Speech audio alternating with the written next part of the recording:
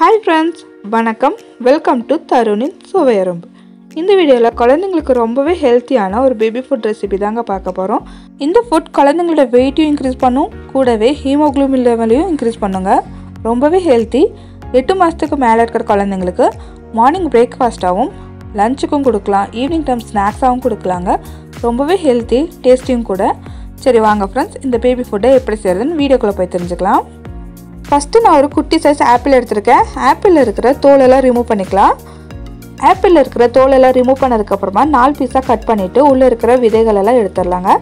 உள்ளே இருக்கிற விதையெல்லாம் எடுத்ததுக்கப்புறமா ஒரு தடவை நல்லா துருவி எடுத்துக்கலாம். ஆப்பிளை துருவினதுக்கப்புறமா இதை நான் டைரெக்டாக போட்டு தாங்க குக் பண்ண போகிறேன். உங்களோட குழந்தைங்களுக்கு நீங்கள் ஒரு தடவை மிக்ஸில் அரைச்சிட்டும் கொடுக்கலாம், உங்களோட விருப்பம் தாங்க. இது போல் செஞ்சால் கொஞ்சம் கொரப்பாக வாயில் கடிப்படுற மாதிரி இருக்கும். என்னோட குழந்தைக்கு 10 மாதம் ஆனதுனால நான் துருவிட்டு ஆட் பண்ணிக்கிறேன். நீங்கள் ஒரு தடவை துருவினதுக்கப்புறமா மிக்ஸியில் கூட ஃபைன் பேஸ்ட்டாக அரைச்சி எடுத்துக்கலாம். அடுத்ததாக ஒரு பாத்திரத்தில் 2 டேபிள் ஸ்பூன் ஓட்ஸ் ஆட் பண்ணிக்கிறேங்க.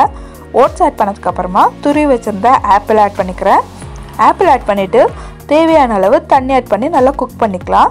நான் இதில் 1 கிளாஸ் அளவுக்கு தண்ணி ஊற்றிக்கிறேன்.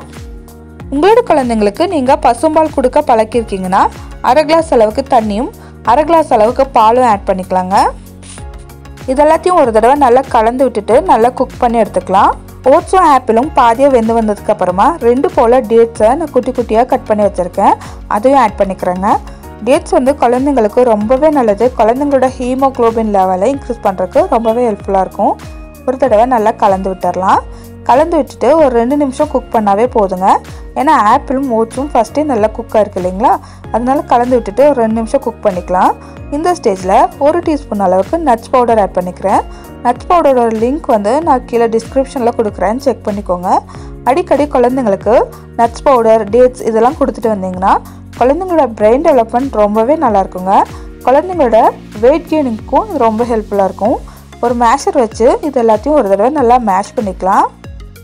அவ்வளோதாங்க, ரொம்பவே ஹெல்த்தியான பேபி ஃபுட் ரெடி ஆயிடுச்சு.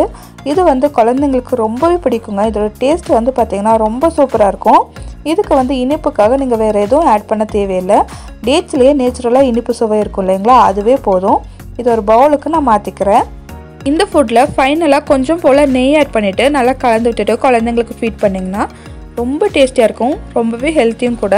இது 8 மாதத்துக்கு மேலே இருக்கிற குழந்தைங்களுக்கு தாராளமாக கொடுக்கலாங்க. ஓட்ஸில் இருக்கிற கார்போஹைட்ரேட் குழந்தைங்களோட வெயிட் இன்க்ரீஸ் பண்ணுறதுக்கு ரொம்பவே ஹெல்ப்ஃபுல்லாக இருக்கும்.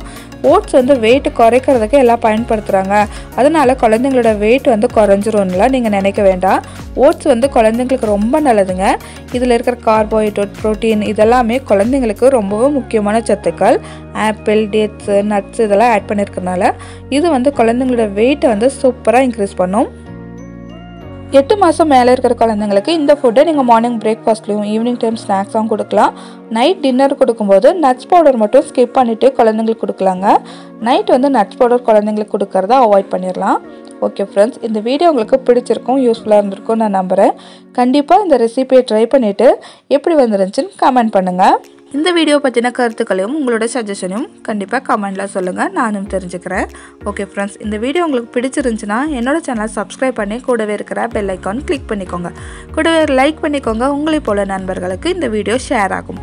அடுத்த வீடியோவில் வேறொரு சூப்பரான பேபி ஃபுட் ரெசிபியோடையும் வேறொரு இன்ட்ரெஸ்டிங்கான வீடியோவிலும் உங்களை சந்திக்கிறேன். அது வரைக்கும் பாய் ஃப்ரெண்ட்ஸ்.